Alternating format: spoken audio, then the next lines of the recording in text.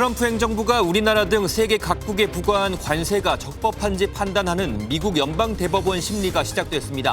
1심과 2심 모두 관세 부과가 위법하다고 판단한 가운데 대법원이 제동을 걸 경우 전 세계에 파장이 예상됩니다. 어제 코스피가 미국발 AI 거품론으로 장중 6% 넘게 빠지는 등 크게 출렁였습니다.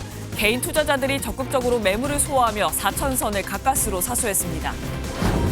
김건희 여사가 건진법사 전성배 씨로부터 샤넬백 2개를 받았다고 처음으로 시인했습니다. 대통령 직무 관련성과 대가성은 부인했습니다. 법원이 음주운전을 하다 일본인 관광객 모녀를 들이받은 30대 남성 서모 씨에 대해 도망할 염려가 있다며 구속영장을 발부했습니다. 서 씨는 피해자들에게 죄송하다고 말했습니다. 시청자 여러분 안녕하십니까? 미국 연방대법원이 트럼프 관세의 적법성을 판단하는 심리를 본격적으로 시작했습니다. 앞서 1심과 2심 법원 모두 전 세계를 대상으로 트럼프 행정부가 부과한 관세는 위법하다고 판결한 바 있는데요. 어떤 결론이 나올지 우리나라는 물론 전 세계가 촉각을 곤두세우고 있습니다. 오늘 굿모닝 MBN 첫 소식은 한여희 기자가 보도합니다. 미국 연방대법원이 트럼프 미국 행정부가 전 세계 각국에 부과한 상호관세의 적법성을 판단하는 심리를 시작했습니다. 트럼프 대통령이 불참한 가운데 열린 구두 변론에서 치열한 법적 공방이 3시간 가까이 이어졌습니다. 핵심 쟁점은 트럼프 대통령이 국가 비상사태에 대비해 제정된 법률을 이용해 관세를 부과한 게 정당한지 여부입니다. 트럼프 행정부는 무역 적자가 미국 경제와 안보에 큰 위협이 된다며 관세 부과의 정당성을 주장했지만 상당수의 대법관은 의구심을 표했습니다.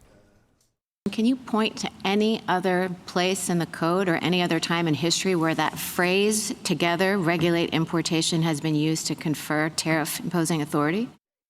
보수 성향의 존 로버츠 연방대법원장은 세금 부과 권한은 언제나 의회의 핵심 권한이었다고 언급했습니다.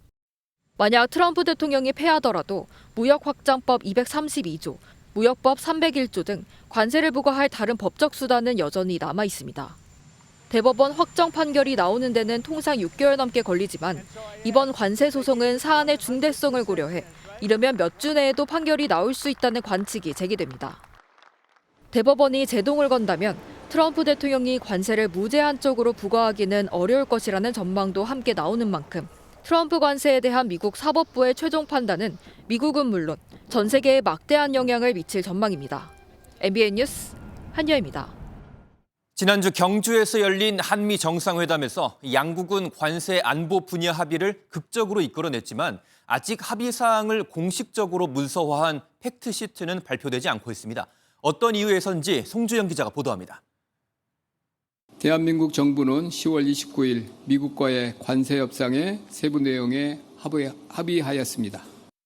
관세 합의 발표가 있은 지 일주일이 지났지만 아직 한미 간 팩트시트 발표는 없습니다. 우리처럼 미국과 관세 합의를 마무리한 일본과 중국은 이미 팩트시트가 발표됐습니다. 계속 늦어지자 앞서 공개된 김정관 산업통상부 장관의 우리가 제안한 8월 7일 대신이란 문자 메시지를 보고 관세 적용 시점에 이견이 있다는 관측이 나왔습니다. 그런데 대통령실 고위 관계자는 MBN에 관세는 합의가 다 끝났고 이견이 없다며 안보 분야에서 최종 조율 중임을 내비쳤습니다. 경제 분야 시트는 거의 이제 마무리가 다 되었고요. 안보 분야 시트만 마무리되면은 아마 같이 이제 이렇게 팩트 시트를 사인하게 될 것 같습니다. 특히 안보 분야 중에 핵 추진 잠수함과 원자력 협력 개정 등에서 추가 조율 중으로 알려졌습니다. 원자력 잠수함과 또 여러 가지 그 협정 이런 문제들이 좀 미국 자체 내에서 여러 정부처 내에서 조율이 필요해서 시간이 좀 지체된 것 같습니다만. 다만 대통령실은 큰 입장 차이는 없다며 이번 주 내 발표 가능성을 언급했습니다. 팩트시트는 이번 주에 마무리될 것으로 보인다 이렇게 말씀드릴 수 있고요. 조율이 마무리되면 한미는 3-4장 분량의 조인트 팩트시트와 약 30개 조항이 담긴 MOU를 발표할 예정입니다. 조인트 팩트시트가 마무리되면 바로 MOU가 체결됩니다. 대통령실은 야당 주장과 달리 MOU는 법적 구속력이 없어 국회 비준동의 대상이 아니라는 입장입니다. MBN 뉴스 송주영입니다. 안규배 국방부 장관이 핵추진 잠수함 건조는 국내에서 하는 것이 합당하다고 밝혔습니다. 트럼프 대통령이 건조시설로 콕 집은 필리조 선수는 기술력과 인력이 부족하다고 반박했습니다. 이 소식은 윤지원 기자가 보도합니다.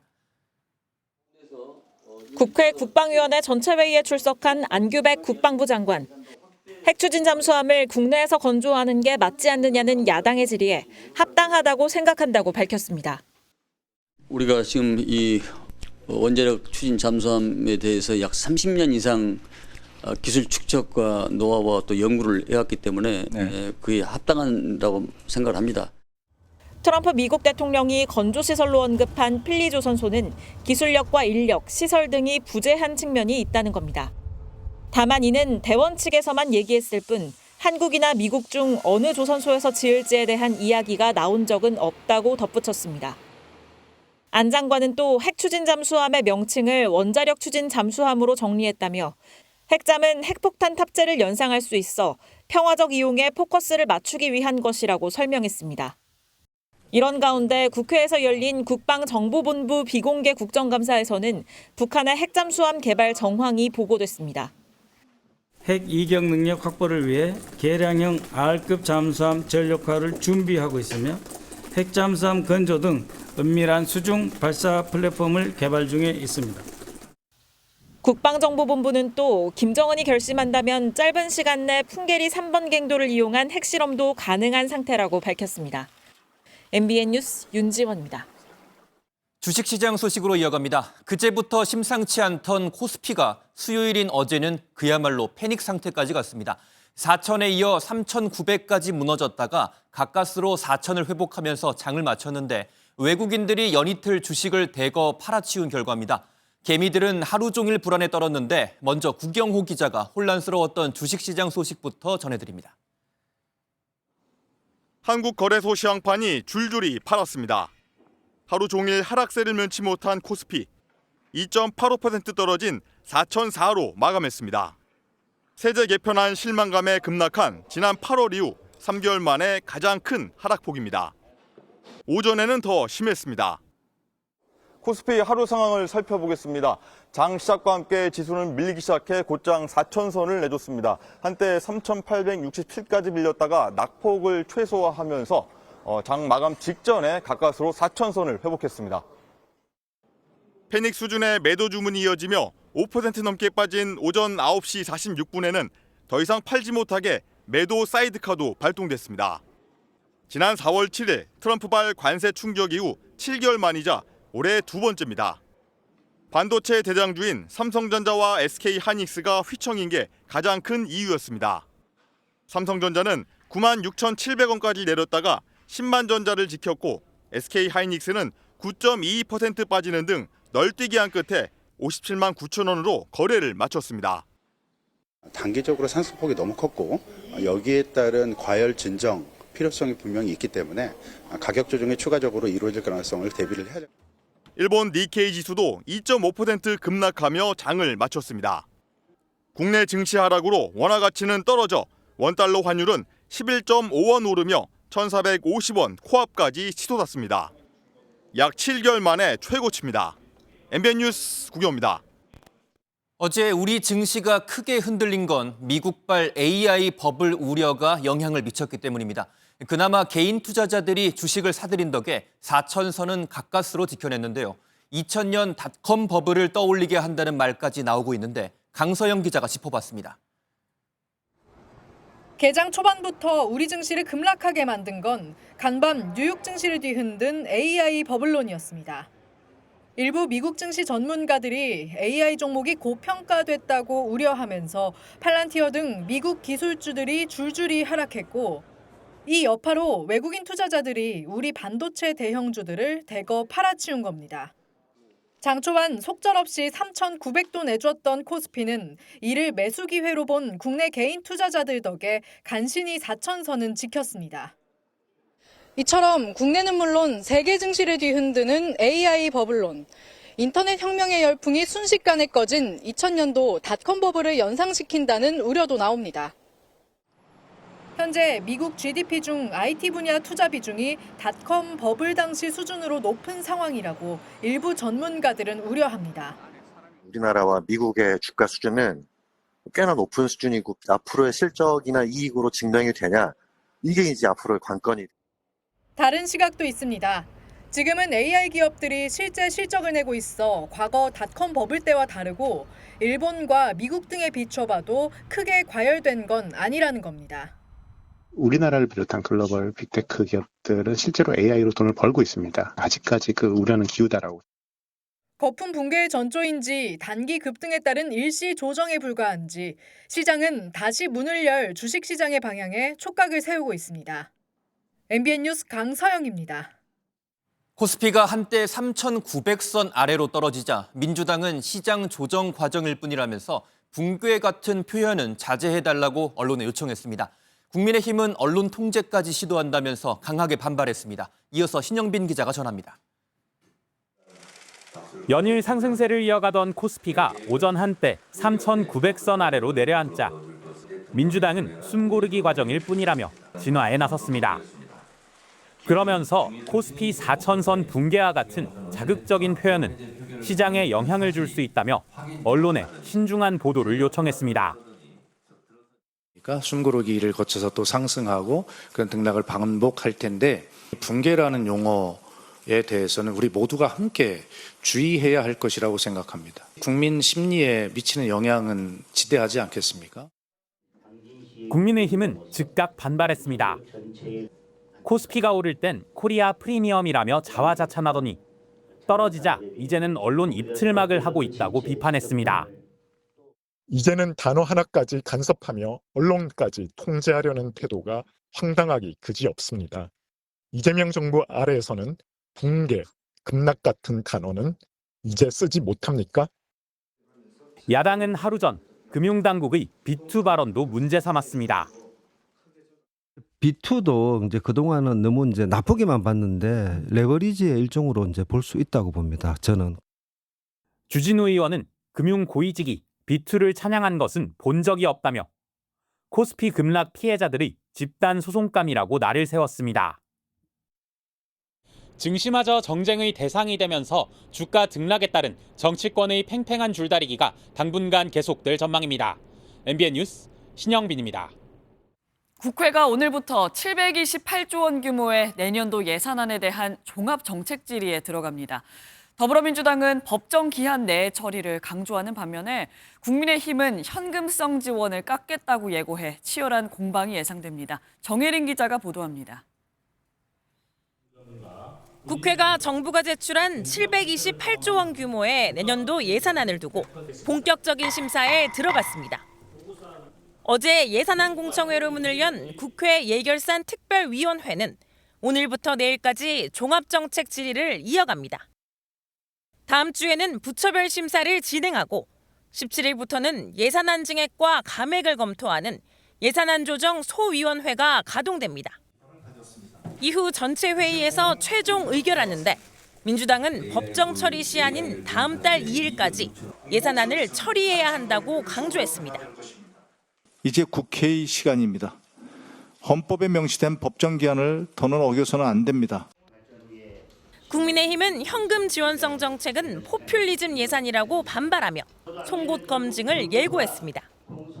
내년도에 24조 원 규모의 지역사랑 상품 프로젝트 반응 등 재정살포 포퓰리즘 예산 투입에 몰두하고 있습니다. 어제 공청회에서 여야는 정부의 확장 재정 기조를 두고 대립했습니다. 민주당은 경기 회복과 미래 성장 동력 확보에 중점을 뒀습니다. 우리 경제 성장률을 빨리 정상 궤도로 올려야 된다. 재정이 힘껏 그 역할을 다해야 한다. 좀 이렇게 좀 생각되거든요.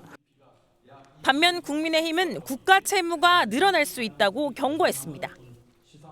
국가 채무 비율이 2029년까지 58%가량에 달할 것이다 라고 예측을 하셨습니다. 가장 우려되는 부분이 이게 국제 신용 등급의 강등으로 이어지지 않겠느냐.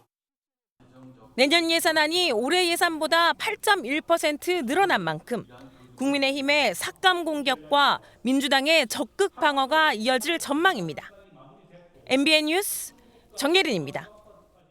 민주당 지역위원장 경선에서 한 친명계 인사가 부당하게 컷오프를 당했다고 주장하며 정청래 대표에게 책임을 물었습니다. 이를 두고 이재명 대통령과 정청래 당대표의 갈등설이 과열될 조짐을 보이자 지도부가 진화에 나섰습니다. 민지숙 기자의 보도입니다. 지난해 총선을 앞두고 이재명 당시 민주당 대표가 영입했던 유동철 부산 동의대 교수. 이 대통령은 총선 기간 부산을 찾아 유 교수의 선거운동을 도왔습니다. 유 교수는 지난달에 있었던 민주당 부산시당 위원장 경선 과정에서 불이익을 당했다며 정청래 당대표를 향해 책임지고 결자 해지하라고 촉구했습니다. 후보 면접이라는 절차가 편파적이고 불공정하게 진행되었고 그로 인해 저는 부당한 컷오프를 당했습니다. 면접 과정에서 자신을 향한 부적절한 질문이 나왔고 당내 특정 계파를 배제하는 결정이 내려졌다고 주장했습니다. 민주당 지도부는 원칙과 규정을 지켰다며 친명계 컷오프 논란 진화에 나섰습니다. 당내에 친명, 비명, 반명 등으로 언급되는 그러한 별도의 그룹은 존재하지 않습니다. 이재명 대통령과 정청래 당대표 사이의 갈등설에도 선을 그었습니다. 아주 좋습니다. 제 개인적으로는 S급이라고 봅니다. 대통령실과 우리 당대표 간에 갈라치기를 하는 세력들이 있다고 봅니다. 친명계 배제 논란 속에 정청래 지도부가 공정 경선의 신뢰를 회복하고 분열된 지역 조직을 얼마나 빠르게 회복할 수 있을지 주목됩니다. MBN 뉴스 민지숙입니다. 김민석 국무총리가 정부 자산의 이른바 헐값 매각 의혹에 대한 전수조사를 지시했습니다. 현재 진행 중인 매각 절차를 모두 중단하는 한편 기존에 추진된 매각도 문제가 확인된다면 계약 취소 등의 조치를 취한다는 계획입니다. 강용호 기자의 보도입니다. 지난 2022년 윤석열 정부는 공공기관 혁신 계획의 일환으로 YTN 매각을 추진합니다. 이를 통해 유진그룹은 YTN 지분 30.95%를 취득하고 방송통신위원회로부터 최대 주주 변경을 승인받았는데 당시 민주당을 중심으로 헐값 매각 논란이 일었습니다. 이미 헐값 매각 등 배임으로 논란이 확대되고 있습니다. YTN의 매각 전 과정이 온통 의혹투성입니다. 김민석 국무총리가 YTN 사례를 포함해 정부 자산 매각에 대한 전수조사를 지시했습니다. 정부 자산 매각을 중단하라는 이재명 대통령의 지시가 연이틀 나온 것에 대한 후속 조치입니다. 소위 공기업 민영화, 요거를 좀 근본적으로 너무 쉽게 행정부에서 일방적으로 국민 여론에 배치되게 집행하는 경우들이 있어서 이에 따라 지난 정부는 물론 이번 정부 들어 추진된 매각 사례에 대한 전수조사와 감사가 실시됩니다. 재산 가치의 훼손이나 특혜가 확인될 경우 법적 책임을 묻는 한편 계약 취소와 같은 근본적 조치도 취한다는 계획입니다. 정부는 빠른 시일 내에 구체적인 범위를 확정해 조사에 착수한다는 계획입니다. 다만 실제 계약 취소 등의 조치가 취해질 경우 소송 전과 같은 법적 논란도 뒤따를 수 있다는 전망입니다. MBN 뉴스 강용호입니다. 이재명 대통령이 어제로 예정됐던 소방공무원 오찬 일정을 취소했습니다. 지난주 아세안 순방에 이어 에이펙까지 연이은 외교 강행군으로 감기 몸살 증세가 나타났기 때문인데요. 강철 체력을 자부하던 이 대통령도 빠듯한 일정 앞에 하루 휴식을 택했습니다. 표선우 기자가 보도합니다. 소방의 날을 앞두고 대통령실에서 열린 소방공무원 격려 오찬. 당초 이재명 대통령이 참석하는 공식 일정이었지만 이 대통령은 눈에 띄지 않고 강훈식 비서실장이 앉아 있습니다. 대통령실은 이 대통령 불참에 정확한 이유를 밝히진 않았지만 지난주부터 이어진 외교 강행군 탓에 생긴 몸살 때문인 것으로 전해집니다. 이 대통령은 그제 국무회의에서도 목이 불편한 듯 여러 차례 목을 가다듬으며 감기 몸살 증세를 밝혔습니다. 내가 지금 감기 몸살이 걸려서 목소리가 좀 이상한 거 이해 부탁드립니다. 앞서 이 대통령은 지난달 26일 아세안 정상회의 참석차 말레이시아 순방을 다녀온 뒤 귀국 이튿날 바로 경주로 향해 한미 정상회담을 비롯한 쉴 새 없는 외교 일정을 소화했습니다. 하루에 많게는 9개의 양자회담과 행사 일정을 소화하기도 했는데 이 대통령은 이번 주에도 국회 시정연설을 하고 국무회의까지 주재했습니다. 평소 강철 체력을 자부하던 이 대통령도 건강에 무리가 생길 만큼 강행군을 이어온 겁니다. 앞서 김혜경 여사도 지난 9월 30일 한일 정상회담을 앞두고 이석증으로 일정에 불참한 바 있습니다. 하루 휴식을 마친 이 대통령은 다시 일정을 소화할 방침입니다. 하지만 극비 사항인 대통령 건강이 노출된 데에 대한 우려도 나옵니다. MBN 뉴스 표선우입니다. 오늘은 어떤 이슈들이 기다리고 있을까요? 굿모닝 MBN이 엄선한 투데이 라인업을 통해 오늘의 주요 일정과 현안들을 함께 살펴보도록 하겠습니다. 에이펙 정상회의 기간 국립경주박물관에서 열린 한미 그리고 한중 정상회담의 회담 장소가 오늘부터 일반에 공개됩니다. 다음 달 28일까지 별도의 예약 없이 자유롭게 방문하면 회담 당시 실제로 사용된 테이블과 의전 물품 등 정상회담 현장을 둘러볼 수 있다고 하네요. 국회 운영위원회가 오늘 대통령실을 상대로 국정감사를 진행합니다. 이재명 정부 출범 이후 첫 대통령실 국정감사에서 여야는 김현지 제1부속실장과 한미 관세 협상 등을 놓고 공방을 벌일 전망입니다. 유명 빵집인 런던 베이글 뮤지엄에서 일하던 20대 청년이 사망한 사고와 관련해 재발 방지 대책 마련을 촉구하는 기자회견이 오늘 열립니다. 정의당은 단순히 한 기업의 문제를 넘어 청년 노동자의 생명과 안전을 위협하는 노동 현실을 공론화해야 한다고 밝혔습니다. 데뷔 첫 해에 월드시리즈 우승 멤버가 된 미국 프로야구 LA 다저스의 김혜성이 오늘 귀국합니다. 김혜성은 지난 2일 월드시리즈 7차전에서 11회 말 2루수 대수비로 투입돼 동료들과 우승의 기쁨을 함께했는데요. 김혜성은 인천공항에 도착한 직후 기자회견을 열고 소감을 발표할 계획입니다. 지금까지 투데이 라인업이었습니다. 소주 3병을 마시고 만취 상태로 운전을 하다 일본인 모녀 관광객을 치어 50대 여성을 숨지게 한 30대 서모 씨가 구속됐습니다. 서 씨는 유족에게 죄송하다며 고개를 숙였는데 법원은 도망할 염려가 있다며 구속영장을 발부했습니다. 유족 측은 강력 처벌을 촉구하고 나섰습니다. 최민성 기자입니다. 법원이 만취운전으로 일본인 관광객 모녀를 치어 50대 여성을 숨지게 한 30대 남성 서모 씨를 구속했습니다. 법원은 도망할 염려가 있다며 구속영장 발부 사유를 밝혔습니다. 서 씨는 지난 2일 밤 10시쯤 서울 동대문역 사거리에서 만취 상태로 자신의 승용차를 운전해 그날 한국의 효도 관광을 온 일본인 모녀를 들이받은 것으로 조사됐습니다. 이 사고로 일본에서 요양보호사로 일하던 50대 여성이 심정지 상태로 병원으로 옮겨졌지만 숨졌고 30대 딸도 골절상 등을 입었습니다. 당시 서 씨는 서울 종로오가 인근 식당에서 무려 소주 3병을 마신 뒤 1km를 운전한 것으로 드러났습니다. 경찰 조사 과정에서 서 씨는 시신 운구 비용과 장례 비용을 모두 부담하겠다는 뜻을 밝혔는데 어제 영장실질심사에선 얼굴을 숙인 채 죄송하다는 말을 남겼습니다. 당시 일행 중에는 말리는 분들은 없었나요? 피해자에게 하고 싶은 말 없습니까? 이 사건 이후 피해자 유족이 작성한 것으로 추정되는 SNS 글도 올라왔습니다. 어머니는 드라마의 촬영지로 유명한 낙산공원에 가보고 싶어 했지만 공원 앞에서 사고가 났다며 한국은 일본과 달리 강력하게 처벌할 수 없느냐고 격앙된 반응을 보였습니다. 일본 언론도 이 사건을 주목했습니다. MBN 취재진이 직접 만난 한 일본 기자는 동대문처럼 관광객이 많은 곳에서 사망사고가 발생한 것이 놀랍고 불안하다는 입장을 밝혔습니다. 경찰은 서 씨에 대한 추가 조사를 벌인 뒤 구속 상태로 사건을 검찰에 넘길 방침입니다. MBN 뉴스 최민성입니다. 서울 강동구의 한 재개발조합 사무실에서 흉기 난동을 벌인 전직 조합장에 대해 경찰이 구속영장을 신청했습니다. 피해자 3명 가운데 1명은 병원에서 치료를 받던 중 끝내 숨졌습니다. 보도에 정설민 기자입니다. 한 남성이 두리번거리며 누군가를 찾습니다. 잠시 뒤 한 여성이 목을 부여잡고 지나가는 시민에게 도움을 요청합니다. 남성이 이 여성을 쫓아와 덮치려고 하자 이를 본 시민들이 격투 끝에 남성을 제압합니다.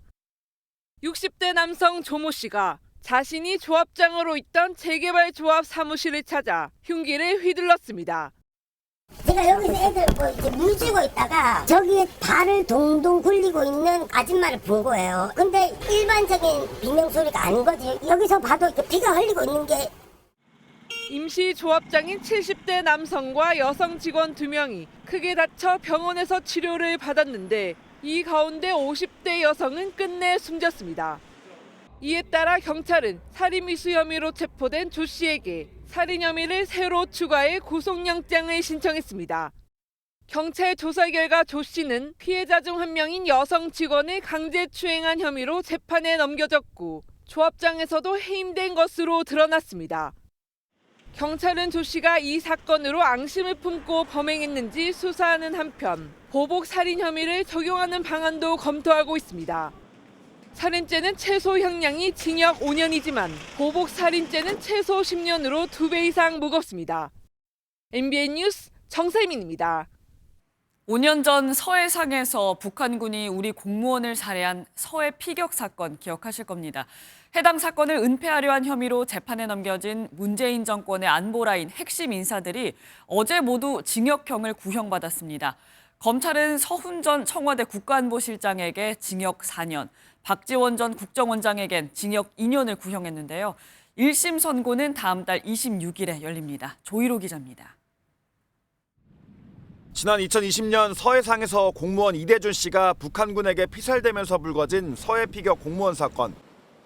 서훈 전 국가안보실장과 박지원 전 국정원장 등 문재인 정권의 안보라인이 피격 사실을 은폐하려 했다는 의혹이 제기됐고 검찰 수사 끝에 재판에 넘겨졌습니다. 서 전 실장은 피격 사실 은폐를 위해 김홍희 전 해경청장 등에게 보안 유지 조치를 지시한 혐의를 받습니다.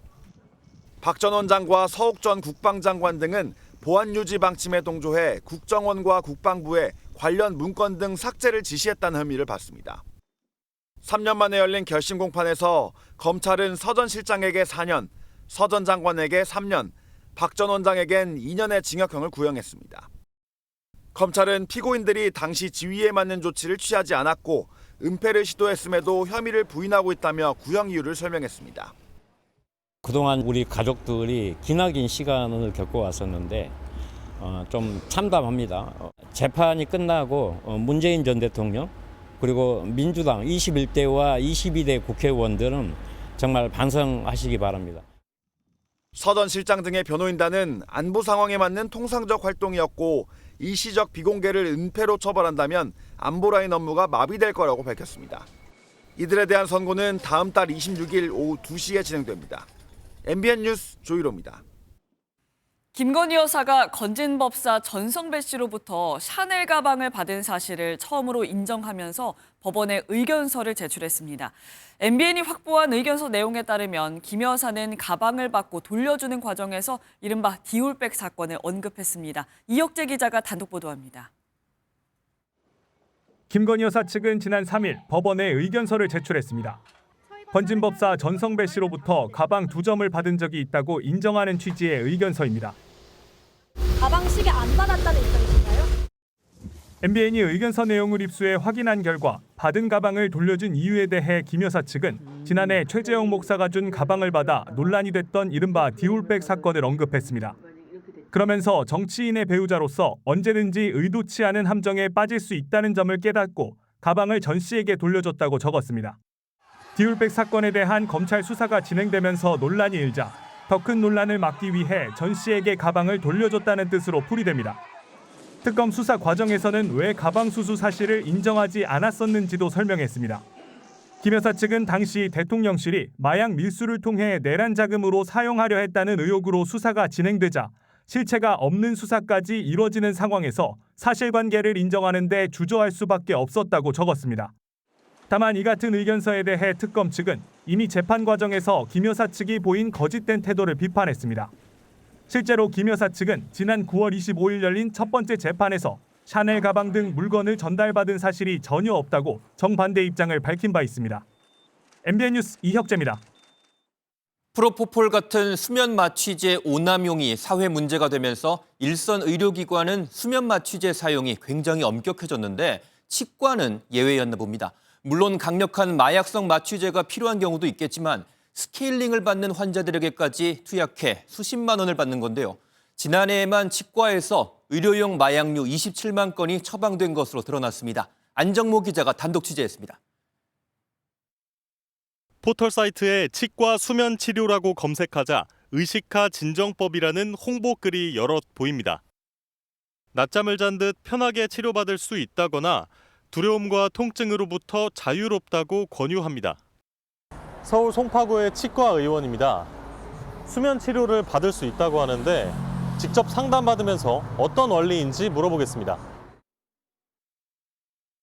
아니, 어떤 개념이 잘 올라오죠? 주사 바늘을 꽂아서 약물을 주입해서 하는 건데 그 약물이 사람을 조금 이제 잠들게 만드는 성분이에요. 자고 일어나니까 치료가 끝나 있게.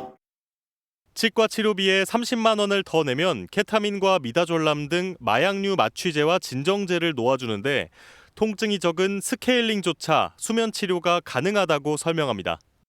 스케일링 그리고 크라운 치료 이런 것들이 다 가능하세요. 수면 치료가 안 되는 치료는 거의 없다고 보시면 돼요. 서울 강서구의 또 다른 치과도 마찬가지였습니다. 보통 케타민 들어가고요. 미다졸람 이렇게 2개는 들어가요. 그리고 수면으로 그냥 주무시고 저희가 스캐닝 다 해드리긴 해요. 위험하지 않냐고 묻자 오히려 안심시킵니다. 근데 이게 여러 번 할 수 있어요? 왜냐면 제가 그 케타민을 뉴스에서 본 것 같아서. 강도로 설명드리면은 프로포폴이 제일 좀 고위험한 단계 약물이고 뭐 이런 안정성 문제에 대해서는 전혀 걱정은 안 하셔도 돼요. 케타민은요, 마치 몸에서 빠져나온 듯한 그런 느낌이 드는데 이게 엄청난 환각을 유발하기 때문에 어떤 사람은 그 기분에 중독이 돼서 또 한 번 더 느끼고 싶고 이런 식으로 정신적인 부작용이 굉장히 훨씬 더 심해요. MBN 취재 결과 지난해 치과에서 처방된 의료용 마약류는 27만 건으로 매년 증가하고 있습니다. 특히 병원급이 아닌 의원급에서 상승세가 가파른데 매년 10,000건씩 늘어나는 추세입니다.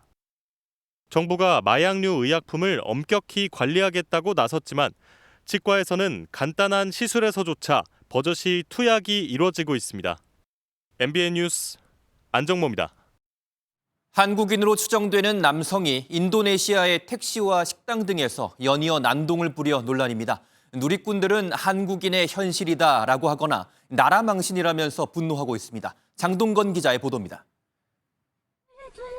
택시 뒷좌석에 누워있던 남성이 화장실이 급하다며 택시기사를 재촉합니다.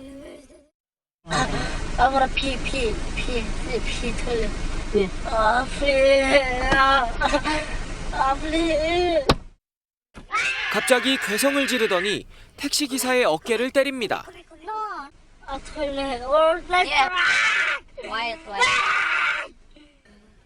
뒷좌석에서 온몸을 구르더니 운전석 옆에 있던 생수병을 달라고 합니다.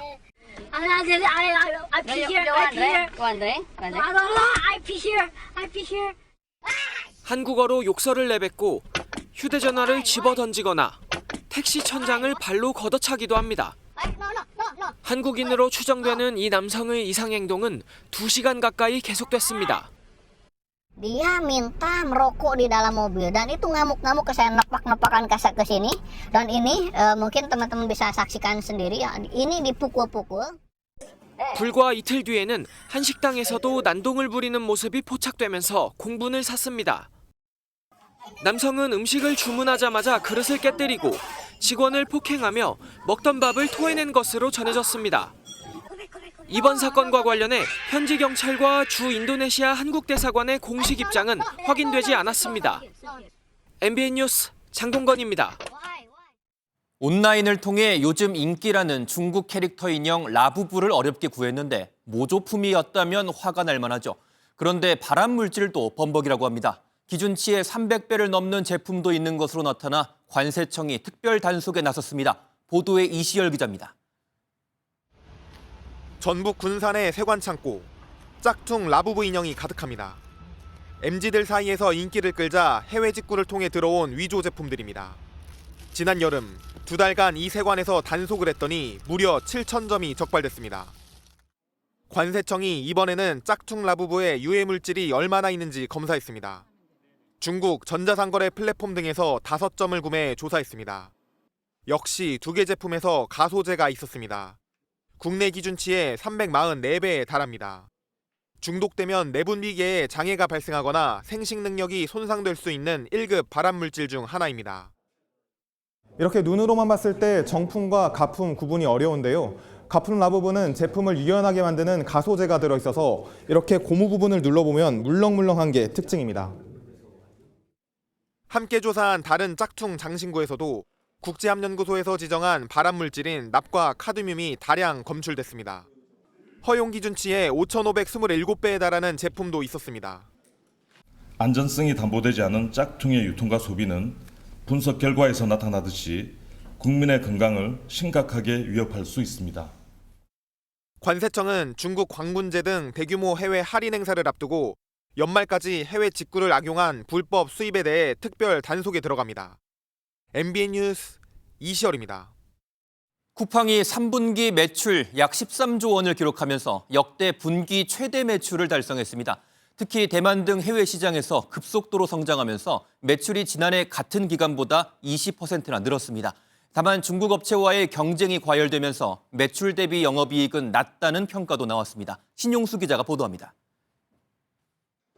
온라인으로 주문하면 다음 날이면 받아볼 수 있는 당일 배송과 새벽 배송은 이제 흔한 서비스가 됐습니다. 주에 한 3회, 4회는 그래도 꼬박꼬박 사용하는 것 같습니다. 필요할 때마다 바로바로 배송이 오니까. 지난 3분기 동안 쿠팡을 통해 한 번이라도 제품을 구매한 활성 고객은 2,470만, 1인당 평균 매출은 44만 7천 원으로 집계됐습니다. 1년 전보다 고객은 10%, 매출은 7%가 늘었습니다. 그 결과 쿠팡은 3분기에 12조 8천억 원의 매출을 기록했습니다. 지난해보다 20% 증가한 액수로 역대 최대 규모입니다. 급성장하고 있는 대만 시장에서 물류 시스템을 자동화하고 자체 물류망을 확대한 점이 긍정적인 영향을 준 것으로 보입니다. 김범석 쿠팡 의장은 한국의 사업 양상과 유사한 대만 시장의 성장 잠재력을 더욱 확신한다며 자신감을 내비쳤습니다. 이 같은 실적에 대해 업계에선 쿠팡의 시장 지배력이 더 커질 수 있다는 전망이 나옵니다.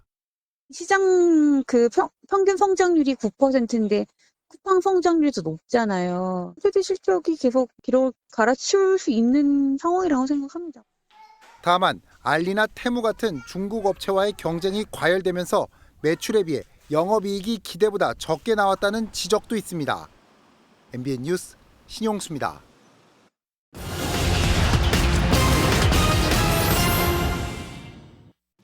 최근 초강수 부동산 대책에도 여전히 국민 절반 이상은 주택 가격이 더 오를 것으로 생각하고 있습니다. 전국 남녀 1,458명에게 내년 상반기 주택시장 전망에 대해 물었더니 52%는 매매 가격이 상승할 것으로 예상했습니다. 이유로는 핵심 지역은 아파트값이 오를 것 같다는 응답이 가장 많았고 금리 인하와 공급 부족이 뒤를 이었습니다. 수도권에 사는 베이비붐 세대 10명 중 7명은 취업할 기회가 생긴다면 귀촌도 가능하다고 밝혔습니다. 희망하는 지역은 충청권이 가장 많았는데 월급은 200만 원 이상, 250만 원 미만을 선호하는 것으로 조사됐습니다. 오늘부터 닷새 동안 서울 코엑스에서 우리 밀을 활용한 제빵 대회가 열립니다. 한 유명 베이커리가 주최하는 대회에 국산 밀 분야가 신설되는 건데 농림축산식품부가 예산과 원료를 지원했습니다. 정부는 이번 대회를 통해 국산 밀빵의 우수성을 세계적으로 알릴 수 있을 것으로 기대하고 있습니다. 지금까지 오늘의 굿모닝 경제였습니다.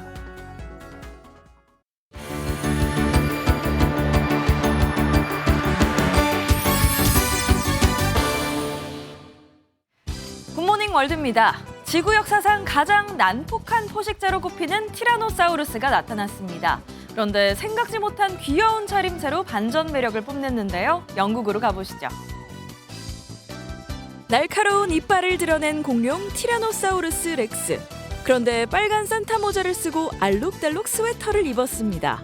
크리스마스를 앞두고 한껏 꾸민 건데요. 실물 크기의 티라노사우루스인 만큼 스웨터도 초대형이겠죠. 스웨터를 만드는 데 들어간 면만 3kg, 옷을 입히는 데는 2시간이 걸렸다고요. 영국 런던 자연사 박물관이 매년 크리스마스를 앞두고 진행하는 이벤트인데요. 공룡이 입은 것과 똑같은 디자인의 일반 스웨터와 반려견용 스웨터도 판매할 예정이랍니다. 판매 수익은 환경 문제를 연구하는 과학자들에게 지원할 예정이라네요. 우리 인간처럼 동물들도 고령이 되면 신경 쓸 게 많아질 텐데요. 관절 영양제와 재활치료 등 노장 펭귄을 위한 돌봄 서비스를 제공하는 수족관이 주목을 받고 있습니다. 미국 보스턴의 한 수족관, 이곳엔 사연이 있는데요. 평균 수명이 20살인 펭귄들이 30살, 40살에 고령이 되자 이들만을 위한 보금자리가 만들어진 겁니다. 일명 노장 펭귄 섬에서 펭귄들은 안약을 넣고 발치료도 받는다는데요. 바닥에 매트도 깔아주는 등 수족관에선 펭귄들이 편안하게 지낼 수 있도록 세심한 관리를 하고 있다는군요. 이처럼 고령의 멸종위기종 펭귄들을 위한 따뜻한 보금자리가 만들어져 이들의 건강과 행복, 생물 다양성까지 지켜가고 있습니다. 과테말라에선 유네스코가 문화유산으로 지정할 만큼 눈길을 끄는 행사가 열렸습니다. 수개월 동안 밤낮 가리지 않고 조각보를 엮어 만든 연을 선보였다는데요. 어떤 의미가 담겨 있을까요? 남성 여럿이 힘껏 줄을 당기는데요. 중남미 국가 과테말라에서 대형 연을 일으켜 세우는 모습입니다. 그런데 이 연들이 세워지는 장소, 다름 아닌 공동묘지입니다. 먼저 떠난 사랑하는 사람들을 기리기 위해 망자의 날을 맞아 연을 설치하는 거라네요. 죽은 자와 산 자가 이어져 있다고 믿는 이들은 나쁜 기운을 쫓아내고 고인을 영원한 안식으로 이끌고자 대나무 막대를 묶어 연을 조립했다고 합니다. 형형색색의 조각들이 어우러져 하늘 위에 화려한 향연을 펼치고 있네요. 지금까지 굿모닝 월드였습니다. 미국 정부의 잇따른 대북 제재 조치에 대해 북한이 우리를 끝까지 적대시하겠다는 입장을 밝힌 이상 우리 역시 언제까지든 인내력을 가지고 상응하게 상대해 줄 것이라고 밝혔습니다. 김은철 외무성 미국 담당 부상은 담화문을 통해 미국의 악의적인 본성이 또다시 여과 없이 드러났다며 이같이 주장했습니다. 우리나라가 AI와 슈퍼컴퓨터를 결합한 양자기술 산업화 프로젝트를 추진합니다. 어제 서울 롯데호텔에서 열린 K양자산업연합 출범식에선 양자소부장의 국산화를 추진하자는 청사진도 제시됐습니다. 이 자리에는 이현주 더불어민주당 의원과 문신학 산업통상자원부 차관, 허창용 양자협회 이사장, 삼성, 현대차 등 기업들이 참석했습니다. 당분간 온화한 가을 날씨가 이어지겠습니다. 아침과 낮 기온 모두 평년 기온을 웃돌아서 큰 추위 없겠는데요. 특히 내일은 한낮 기온이 20도까지 올라서 예년 수준을 5도가량이나 크게 웃돌겠습니다.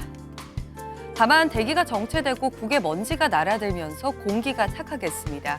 오늘 서울과 인천, 경기 남부, 충청과 전북 지역은 종일 초미세먼지 농도 나쁨 수준 보이겠습니다.